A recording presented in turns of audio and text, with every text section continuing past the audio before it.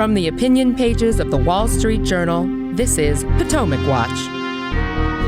The Federal Reserve raises interest rates again, this time relatively small, 25 basis points. And Fed Chairman Jerome Powell promises to keep tightening money, but markets cheer and move higher. Do investors not believe the Fed chairman and his anti-inflation resolve, or are they just assuming that maybe the fight against inflation is over?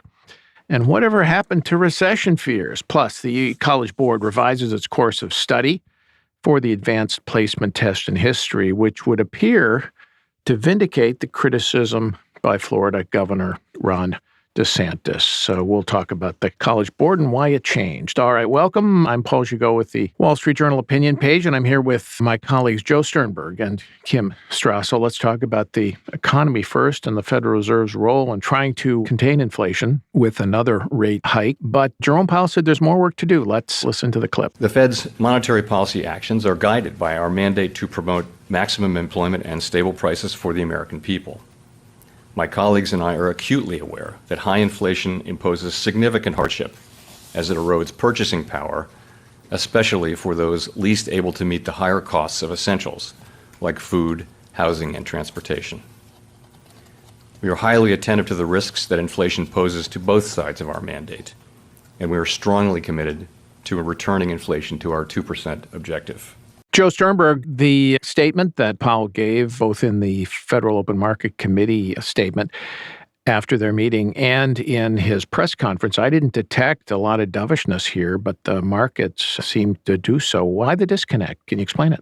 Well, I'm not entirely sure that I can explain it, but I have a couple theories. I think that one theory here might be that investors are engaged in a bit of wishful over-interpreting recent good inflation news, because, we have been experiencing a period of disinflation where every month the inflation rate has been a bit lower than it had been the month before. Now, as we've discussed many times on this podcast, that means that prices are still rising at a rate that is much higher than the Fed's target, but they are rising at a rate that is slower than the rate at which they were rising before. And I am kind of detecting a tendency on the part of a lot of people to suggest that this means that actually the Fed is already achieving its inflation target. It's just a matter of waiting for this disinflation to continue. And so I think that that might be fueling a certain sense of optimism that, the Fed will call it quits on the rate rises soon. And in fact, will soon find itself in a position where it could start cutting again because the inflation will be on autopilot now, that sort of downward trend.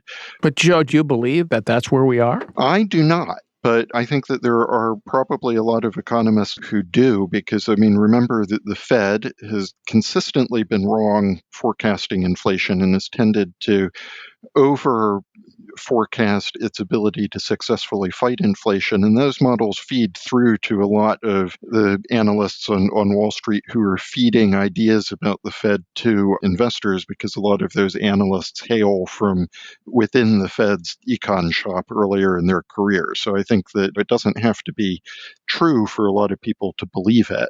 There's another theory here that people could be expecting that actually the economy will start deteriorating, that unemployment will start ticking up, that will create a lot of political pressure on Powell to cut rates that he will not be able to withstand. So, that could be part of the bet that is going on here as well. Yeah, it's a confusing time, at least for me, trying to figure out exactly where the economy is, because on the one hand, PCE inflation, that's personal consumption expenditure inflation, which is the measure that the Fed likes to use when it's looking at the actual inflation rate, was still 5% in December on an annual basis. And while it was lower than that for the 3 months before that, that's a pretty short period of time to take into consideration. You want to look at the longer term trend.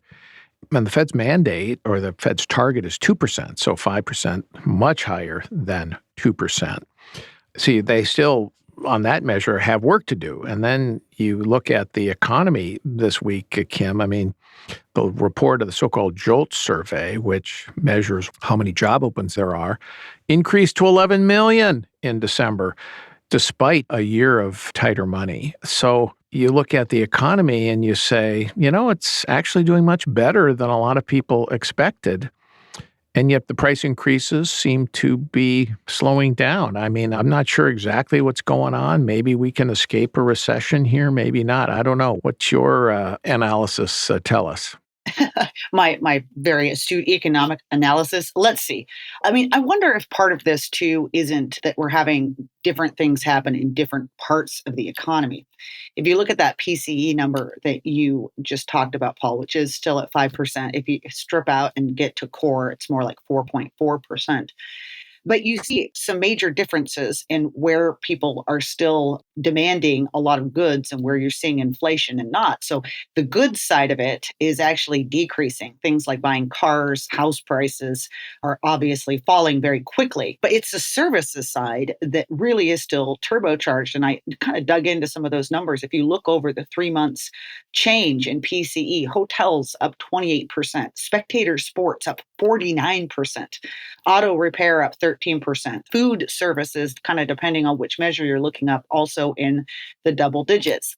And then you go look at that JOLTS report that you talked about too, Paul, and these huge new openings. And by the way, that is the largest number of openings that we've had since July of 2021. But a lot of them are in service sectors, accommodations, food services, retail trades, construction. And so that's where you're seeing kind of sectors that are still, there's an enormous demand for their services. They don't have enough workers. And the worry, I think, for Powell is that that is going to continue to put a sustained upward pressure on wages for that sector of the economy, which could continue to feed into inflation.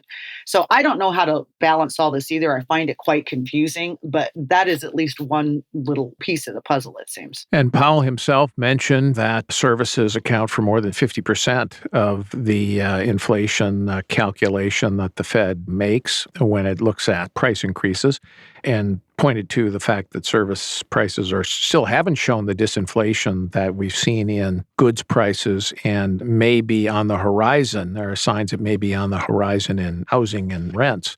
But that's a justification, in my view, for the Fed still being vigilant and being tight and not prematurely declaring victory, because the danger for the Fed, and I think Powell has expressed this, and I know, Joe, you have expressed it as well, is that you get the stop and start monetary policy from the 1970s, which declares victory too soon, ends up with inflation bottoming out too high at a base level with, say, 4% now instead of going down to 2%, the Fed's target. And then as the economy then fires back up, you end up with inflation taking off again. That's the risk. That's what Powell is trying to avoid.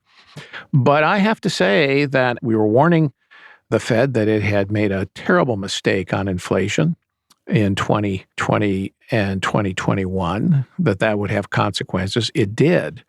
But I have to say now that the disinflation that's taking place is occurring a little more rapidly than I anticipated. And if that continues to be the case, it's possible that we could get out of this with interest rates not nearly being as high as some had feared in order to get back to some semblance of price stability. And I don't know if that allows us to avoid a recession or not, Joe, but I think the chances of avoiding one are at least increasing. I definitely agree with that. And we should earnestly hope that that will be the case, of course. And if that does end up happening, what a learning experience this is going to be for the Fed, because I think that one of the problems that they have, which I think we've discussed before, is this issue of the economic models that they use that believe that there is a very strong connection between what happens in the labor market and inflation. And in fact, it's actually kind of a good thing for everyone that the economy right now is challenging that assumption, that you're starting to see some of this disinflation even as the labor market remains strong, because there have always been a lot of questions about whether that theoretical relationship really existed in practice and how it would work. And it's probably been a mistake for the Fed to consistently try to make policy on that basis, and it will be good for them if they have the experience of discovering that actually they got inflation under control without necessarily having to plunge the economy into a recession or having to cause unemployment to spike to do it. And you can imagine scenarios in which they would, but I mean, we have to talk a little bit here about the Biden administration and the legacy of the first 2 years of that administration, because certainly that complicated the Fed's attempt to thread this needle with a lot of regulatory and policies and tax increases that have not been conducive to an economy that was trying to bring inflation under control with monetary policy while still keeping people in productive work. Yeah, I think, well, that could be healthy. All right. We shall see where the economy goes. Obviously, very significant both in its political implications, but for the daily lives of all Americans.